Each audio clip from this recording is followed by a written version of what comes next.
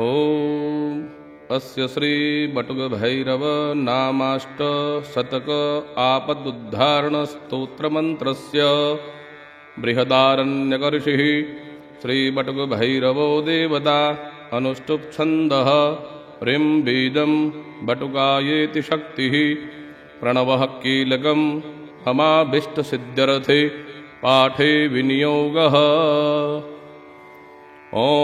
रां वां अंगुष्ठाभ्यां नमः, ह्रीं वीं तर्जनीभ्यां नमः, रुं वुं मध्यमाभ्यां नमः,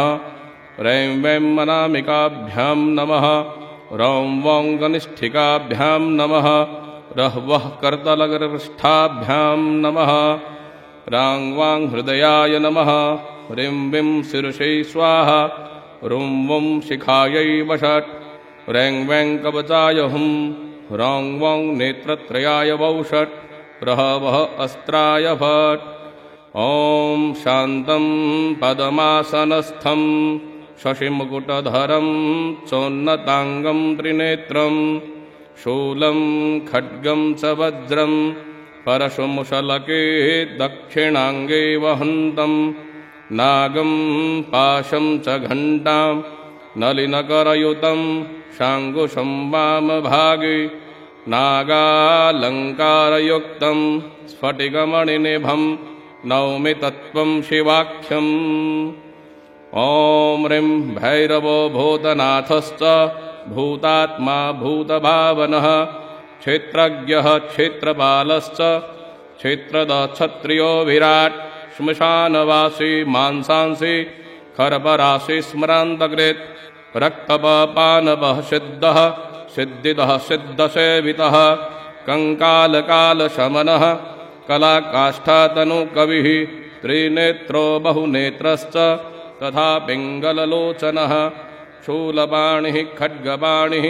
कंकाली धूम्रलोचनः अभीरुर्भैरवीनाथो भूतभो योगिनीपतिः धनदो धनहारी च धनवान् प्रतिभागवान् नागहारो नागपाशो व्योमकेशः कपालभृत् कालः कपालमाली च कमनीयः कलानिधिः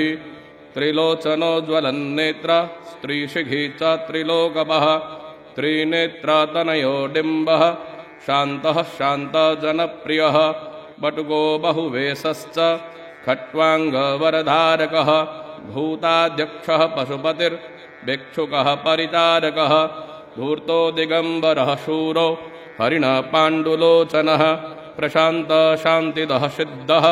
शङ्करः प्रियबान्धवः अष्टमूर्तिनिधेशश्च ज्ञानचक्षुस्तपोमयः अष्टाधारः षडाधारः सर्पयुक्तः शिखीशकः भूधरो भूधराधीशो भूपतिर्भूधरात्मजः कंकालधारी मुण्डी च नागयज्ञोपवीतिकः जृम्भणो मोहनस्तम्बी मारणः क्षोभणस्तथा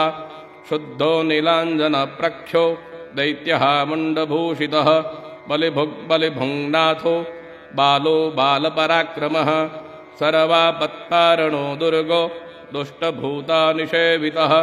कामी कलानिधिः कान्तः कामिनी वशकृद्वशी सर्वसिद्धिप्रदो वैद्यः प्रभुर्विष्णुरिति वहि अष्टोत्तरशतं नाम्ना भैरवस्य महात्मनः।